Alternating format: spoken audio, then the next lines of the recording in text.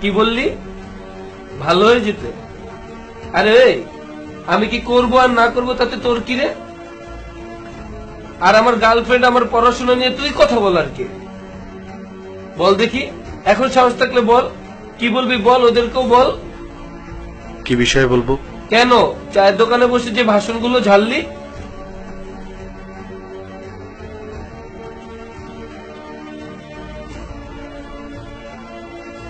শোনো ছোট ভাই, একটা মেয়ের কিন্তু তার ভবিষ্যৎ নিয়ে কোনো চিন্তা করতে হয় না, কারণ এখন সে বাবার ঘরে, বাকি জীবনটা সে অন্য কোনো প্রতিষ্ঠিত ছেলের ঘরে কাটাবে। প্রমাণস্বরূপ আজকে তুমি ওই মেয়েটাকে ছেড়ে দাও, এখান থেকে ঠিক 1 বছর পর দেখবে ও ওর স্বামীর সাথে এক্স করোনা গাড়িতে ঘুরছে।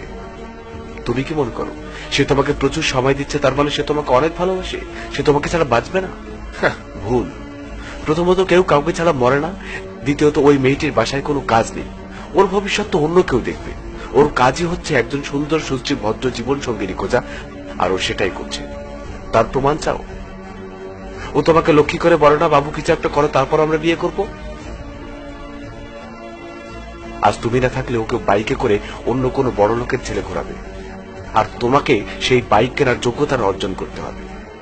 তাই না হলে দুদিন পর ওই মেয়েই তোমাকে ফাঁকি দেবে, আর তুমি ফেসবুকে স্ট্যাটাস দিয়ে দুঃখ প্রকাশ করবা।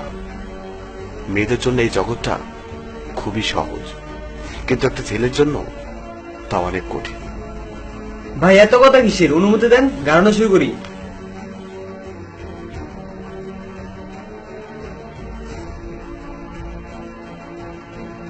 আজকে স্টাডি ফাঁকি দিয়ে প্রেম করছো, এর ফলাফল কি হবে জানো? হ্যাঁ, হয়তো তুমি পাশ করে যাবে, তারপর দেশের গণনায় শিক্ষিত মানুষের কাতারে আরো একটি নাম আসবে, কিন্তু একটা যোগ্য মানুষের অভাব থেকেই যাবে। তুমি কি মনে করো পড়াশোনা করলেই চাকরি হয়ে যাবে? আরে শুধু সার্টিফিকেটে চাকরি হয় না, চাকরি হয় যোগ্যতায়। তুমি পোস্ট গ্রাজুয়েশন কমপ্লিট করে বসে আছো, কম্পিউটারের বাটন ঠিক মতো ধরতে পারো না, আর তুমি সরকারকে দোষারোপ করবা যে চাকরিটা সরকারের দেওয়া দরকার। বিভিন্ন দেশের উদাহরণ টেনেও কথা বলবা। আরে তারা ছাত্র জীবনে যে যাই করুক, পাশাপাশি একটা নির্দিষ্ট সময় কাজ করতে হয়েছে, তাই তাদের যোগ্যতা স্ট্রং, স্টাডি শেষেই ভালো চাকরি, গাড়ি বাড়ি সব পেয়েছে। তোমার কি যোগ্যতা আছে? কয়েকটা সার্টিফিকেট, ব্যাস হয়ে গেল। রেজাল্ট কি আছে এখানে? 3rd class.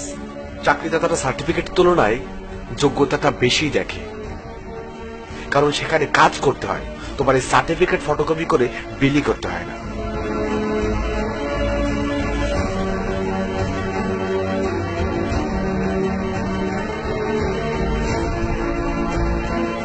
ভাই আসলে উনি কে?